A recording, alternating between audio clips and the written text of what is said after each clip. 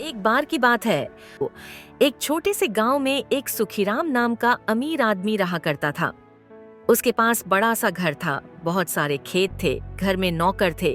वह बहुत आराम की जिंदगी जीता था। उसके परिवार में उसकी पत्नी और एक बेटी थी। बेटी का नाम था सोनी। सोनी को अमीर होने का बड़ा ही घमंड था। वह किसी नौकर से और बाहर के लोगों से ठीक से बात तक नहीं करती। लालू, ये कैसी सफाई की है तुमने? चारों ओर फर्श पर पानी ही पानी फैला है। मैं अभी फिसल कर गिरते गिरते बच्ची हूँ। कामचोर कही के, पैसे किस बात के लेते हो तुम? अगर ठीक से काम नहीं होता तुमसे तो छोड़ दो काम। छोटी मालकिन, मैं ठीक से ही साफ किया था। तुम्हारी इतनी हिम्मत, तू अब मुझे जुबान लड़ाएगा? चल निकल यहाँ से, मैं आज से तुझे काम से निकालती हूँ। छोटी मालकिन, मैं बहुत गरीब हूँ। मेरा घर आपके ही दिए हुए पैसे से ही चलता है। मेरा परिवार रास्ते पर आ जाएगा। मुझे काम से मत निकालिए छोटी मालकिन। लालू बहुत मिन्नत करता है। सुखीराम दूर खड़ा होकर यह सब देख रहा होता है। लालू रोते रोते घर से बाहर जा रहा होता है। तभी सुखीराम उसे रोकता है। अरे रामू, तुम कहाँ जा रहे हो? मालिक, मैं घर जा रहा हूँ।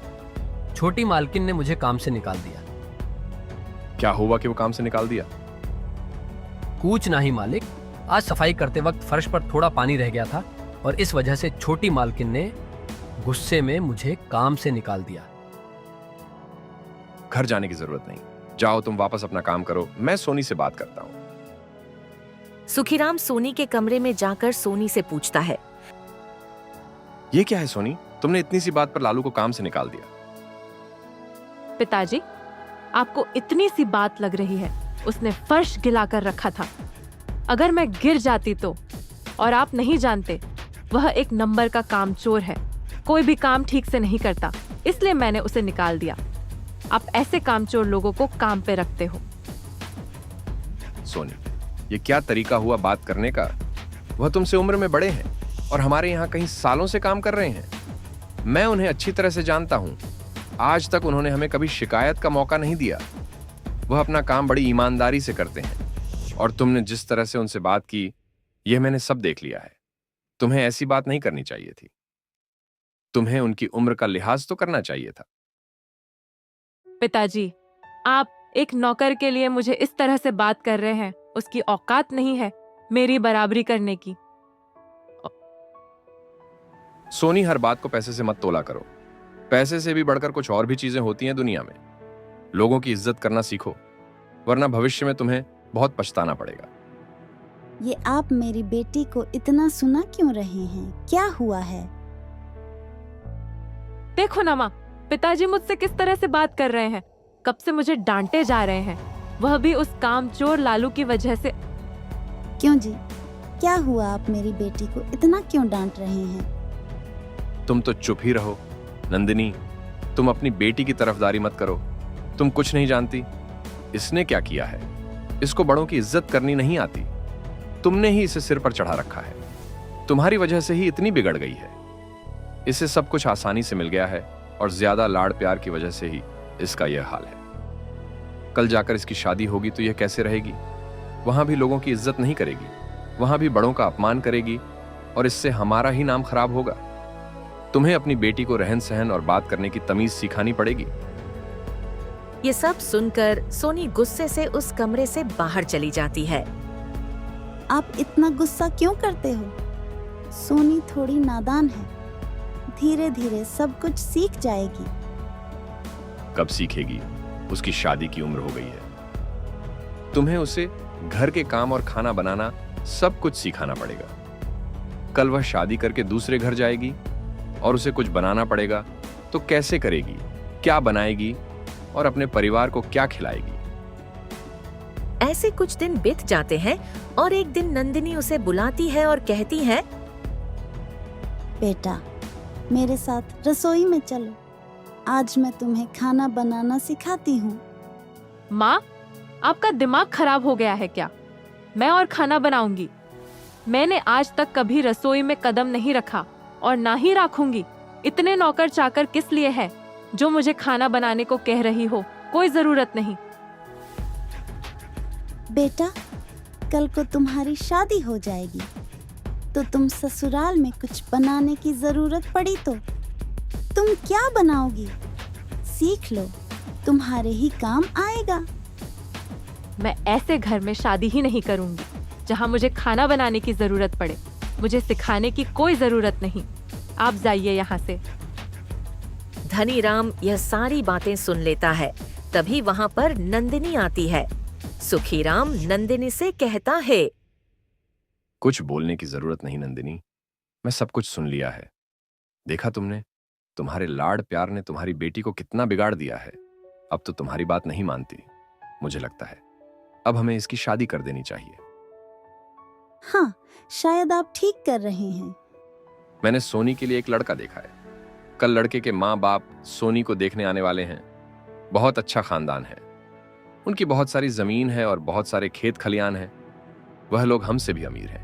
अगर यह रिश्ता हो गया तो हमारी बेटी हमसे भी अमीर लोगों के घर में चली जाएगी। सोनी बेटा, तुम तैयार रहना। तुम्हें देखने लड़के के परिवार वाले आने वाले हैं। इसीलिए मुझे माँ खाना बनाना सिखा रही थी। यानी कि यह लोग मेरी शादी किसी भिखारी से करवाने वाले हैं। मैं भी देखती हूँ कैसे यह लोग मेरी किसी से भी शादी करवाते हैं। शादी करूंगी तो ऐसी जगह करूंगी जहाँ मुझे काम करने की बिल्कुल जरूरत ना पड़े, जहाँ बहुत सारे नौकर चाकर हों। अगले दिन लड़के के माँ बाप सोनी को देखने के लिए आते हैं। बहुत अमीर होने के बावजूद भी उन लोगों का रहन सहन साधारण लोगों की तरह होता है। वह दिखावा करना ज्यादा पसंद नहीं करते हैं। लड़के की माँ सोनी से कहती है, आओ बेटी, हमारे पास बैठो। हाँ, मैं तो बैठूंगी ही, मेरा ही घर है। मैं कोई मेहमान थोड़ी ना हूँ। मेहमान तो आप हो। सोनी की ऐसी बातें सुन लड़के की माँ को थोड़ा अजीब लगता है। फिर वह बोलती है, बेटी, अपने बारे में कुछ बताओ। क्या क्या बना लेती हो? रसोई का काम आता है तुम्हें? रसोई का नाम सुनते ही सोनी के मन में ख्याल आता है कि यह लोग तो बहुत गरीब लग रहे हैं। ये लोग बहू नहीं, नौकरानी देखने के लिए आए हैं और उनके घर जाकर मैं खाना बनाऊंगी। बिल्कुल भी नहीं, अभी इन्हें मजा चखाती हूँ। मैं और रसोई का काम, मैंने आज तक कभी रसोई में कदम तक नहीं रखा और ना ही कभी रखूंगी। शादी के बाद भी मैं खाना नहीं बनाऊंगी। ये सब काम एक लड़की को आना जरूरी है। भले ही तुम्हें हमारे घर पर इन काम की जरूरत ना पड़े, फिर भी एक लड़की को यह सब आना चाहिए। आप मेरी छोड़िए, आप अपने बेटे के बारे में बताइए।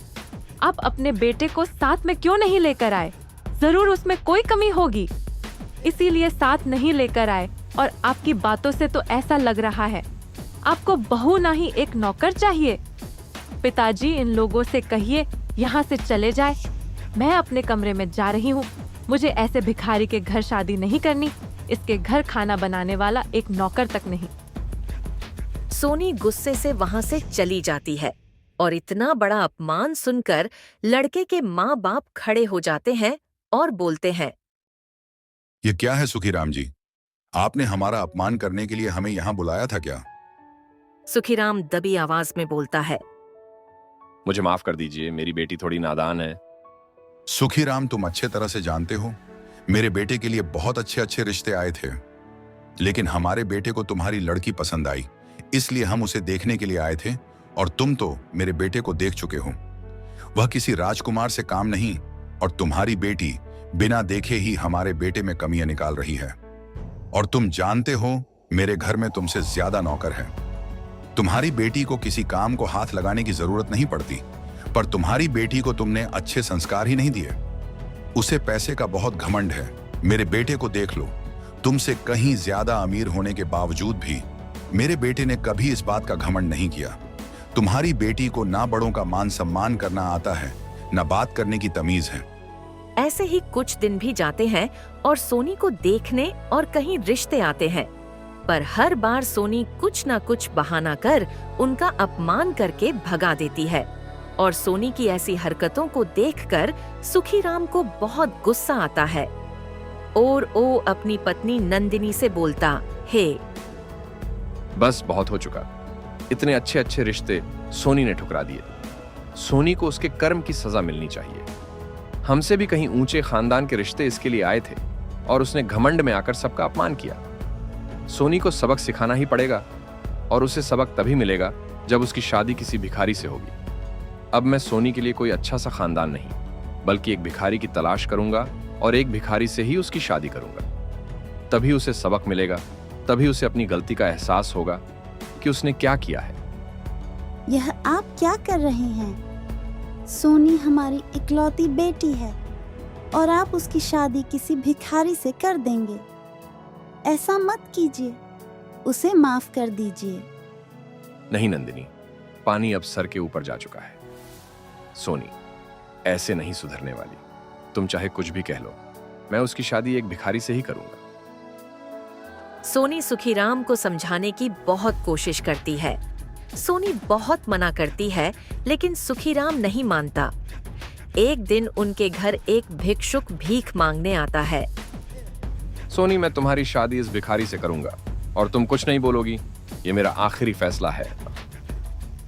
मैं और इस भिखारी से शादी करूंगी। इसकी शक्ल देखी, यह तो मेरे पैर की धूल के बराबर भी नहीं है। यह खुद तो अपना पेट भीख मांगकर भरता है। मैं इससे शादी नहीं करूंगी। तुम्हारे इसी व्यवहार की वजह से मैं तुम्हारी शादी भिखारी से कर रहा हूं। ये मेरा आखिरी फैसला है और तुम्हें ये मानना ही पड़ेगा। अगर तुमने मेरा फैसला नहीं माना तो मैं तुम्हें घर से बाहर निकाल दूंगा। सोनी सुखीराम के सामने बहुत गिड़गिड़ाती है, पर सुखीराम उसकी एक नहीं सुनता। मजबूरन सोनी को भिखारी से शादी करनी पड़ती है।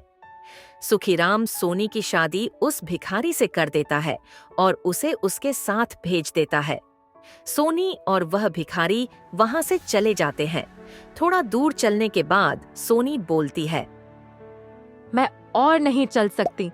मेरे पैर बहुत दर्द कर रहे हैं। तुम्हारा घर कितनी दूर है? मेरे लिए कोई गाड़ी लेकर आओ। मैं और नहीं चल पाऊंगी। मुझे इतना चलने की आदत नहीं है। तुम बोल रही हो कि मैं एक भिखारी हूँ? गाड़ी तो छोड़ो, मेरे पास तो एक साइकिल भी नहीं है। तुम्हें मेरे साथ पैदल ही चलना पड़ेगा और पैदल चलने की आदत डाल लो। हे भगवान, यह कैसी मुसीबत है। पिताजी ने किस भिखारी से मेरी शादी कर दी। मैं इसके साथ जीवन कैसे बिताऊंगी?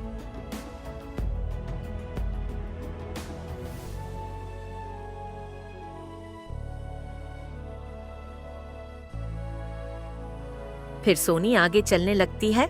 कुछ दूर चलने के बाद बोलती है, सुनो, मैं अब और नहीं चल सकती। एक तो मेरे पैर बहुत दर्द कर रहे हैं, ऊपर से मुझे भूख भी लगी है। मेरे लिए कुछ खाने के लिए ले आओ। मेरे अंदर ताकत नहीं बची और चलने की।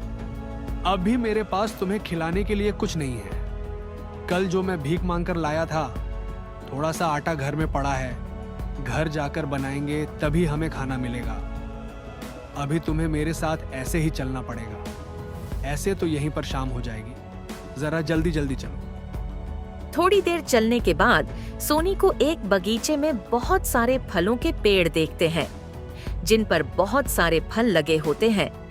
फल देखकर सोनी भिखारी से कहती है, एक काम क्यों नहीं करते? सामने के बगीचे में कितने सारे फल लगे हैं। क्यों ना तुम मुझे उनमें से एक दो फल ला कर दो। मुझे बहुत भूख लगी है। वह बगीचा मेरे बाप का नहीं है। अगर मैं अंदर फल लेने जाऊंगा तो वहां का पहरेदार मुझे भगा देगा। तुम्हारी जानकारी के लिए बता दूं, यह बगीचा इस आदमी का है जो तुम्हारे घर रिश्ता लेकर आया था और जिसे तुमने अपमानित करके घर से निकाल दिया था। चलो जल्दी जल्दी पैर चलाओ, यही शाम करवाओगी क्या? थोड़ी दूर चलने के बाद भिखारी का घर आ जाता है। उसकी झोपड़ी देखकर सोनी बोलती है, क्या ये तुम्हारा घर है? तुम इसे घर कहते हो?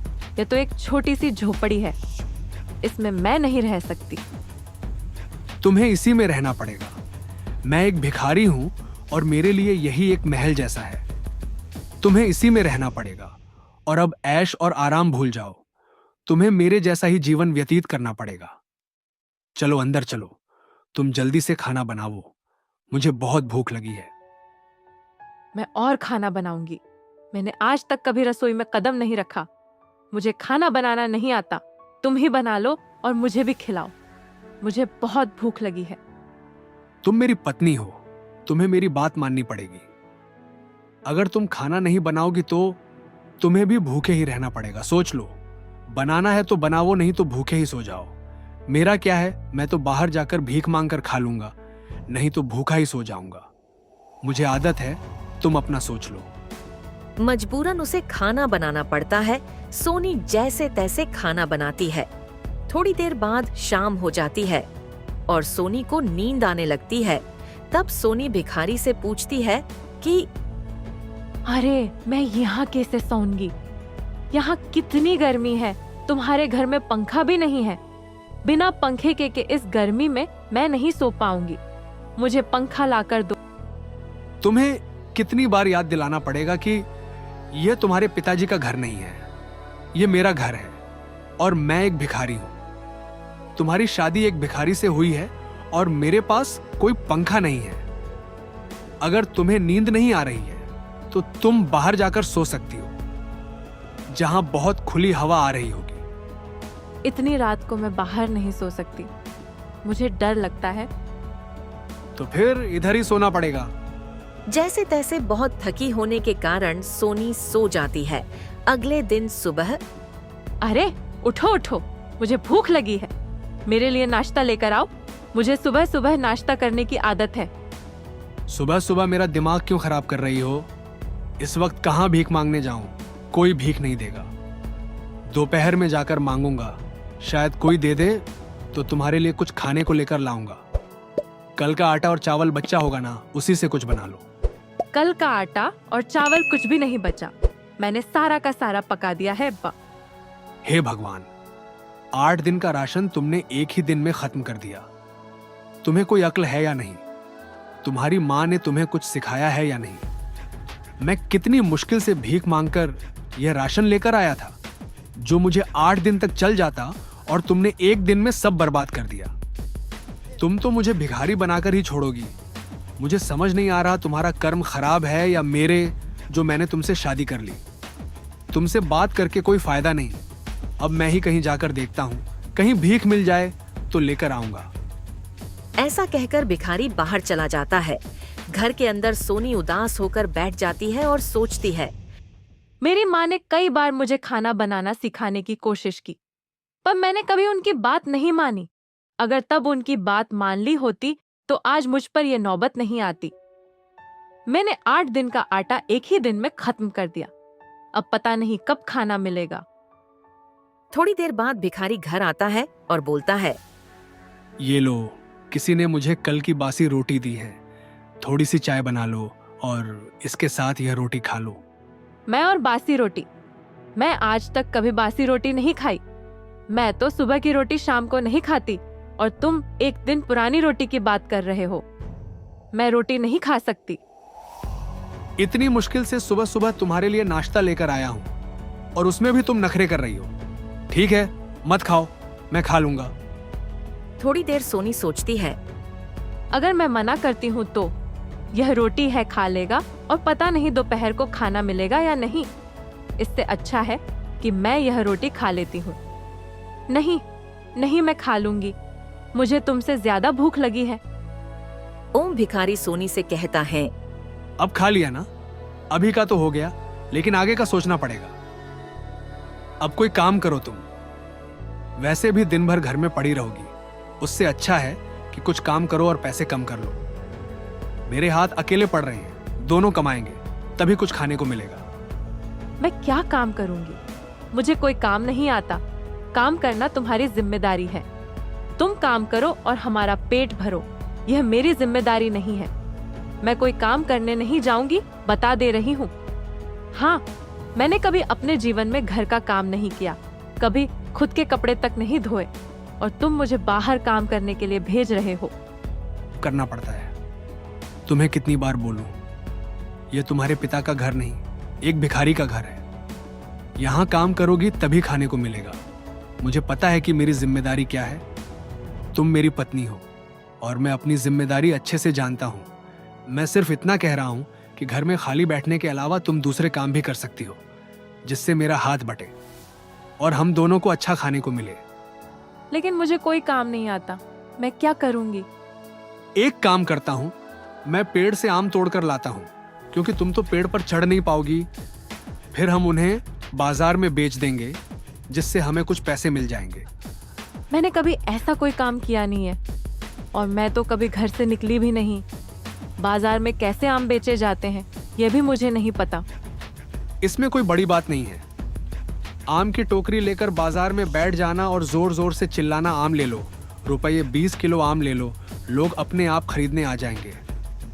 अच्छा ठीक है, मैं देखती हूँ, तुम मुझे आम लाकर दे दो। वह भिखारी आम तोड़ने के लिए चला जाता है। सोनी सोचती है, ये कैसा जीवन जीना पड़ रहा है। वाह, कितनी ऐशो आराम की जिंदगी जीती थी और कहाँ इस भिखारी के घर आ गई। भिखारी की तरह जीवन जीना पड़ रहा है। आज मुझ पर ऐसा समय आ गया है कि मुझे बाजार जाकर आम बेचने पड़ रहे हैं। मैं तो आज तक कभी घर के बाहर कदम भी नहीं रखा था। जो मांगती थी वह हाजिर हो जाता था। अगर मैंने माँ पिताजी की बात मानी होती तो आज मुझे यह दिन नहीं देखने पड़ते। काश मैं अपने पिछले दिनों में वापस जा सकती। वह भिखारी उसे आम लाकर देता है और वह आम लेकर बाजार जाती है। वह देखती है कि दोनों तरफ लोग सब्जियां और फल लेकर बैठे होते हैं। उसे बीच में खाली रास्ते में जगह दिखती है और वह रास्ते के बीचों बीच बैठ जाती है। वह चिल्लाने लगती है, आम ले लो, ताजा ताजा, 20 रुपये किलो आम ले लो। एक आदमी आता है और सोनी पर चिल्लाता है, ये लड़की उठ यहाँ से, तुझे कोई अक्ल है या नहीं?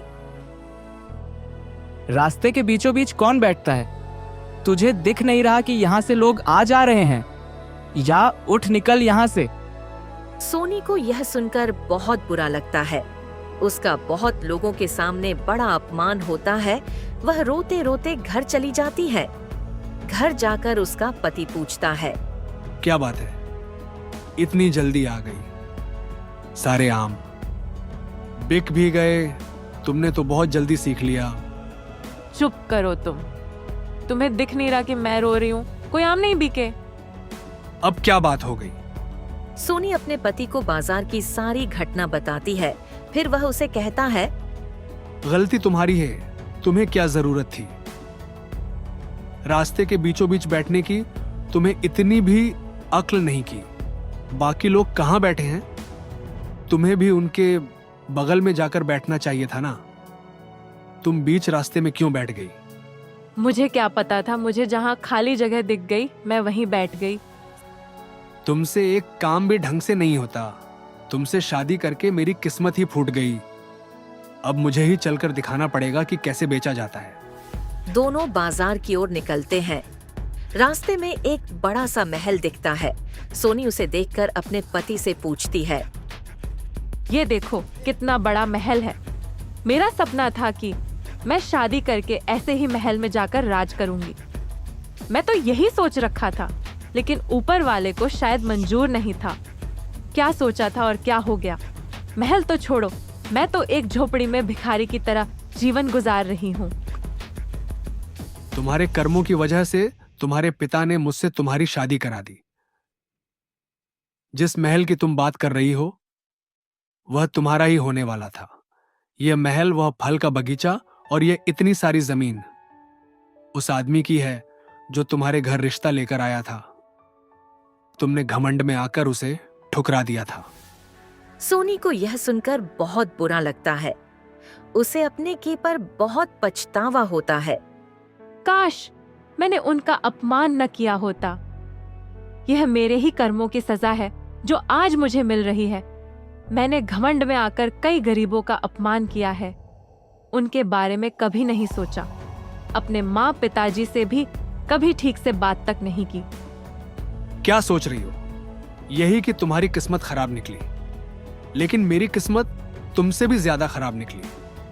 मैं तो खुश था कि मेरी शादी किसी राजकुमारी से हुई है जो देखने में इतनी सुंदर है। मेरा सपना था कि मैं किसी सुंदर राजकुमारी जैसी लड़की से शादी करूं। मेरा सपना पूरा तो हुआ, लेकिन पूरा होते ही टूट गया। तुम तो किसी काम की नहीं निकली। तुम्हें तो कुछ नहीं आता, घर में आते ही मेरा नुकसान कर दिया, मेरा 8 दिन का खाना एक ही दिन में बर्बाद कर दिया। हाँ हाँ, तुम भी मेरा मजाक उड़ा लो। किस्मत ने तो उड़ा ही दिया है, ऐसी सजा दी है कि जिंदगी भर नहीं भुला पाऊंगी।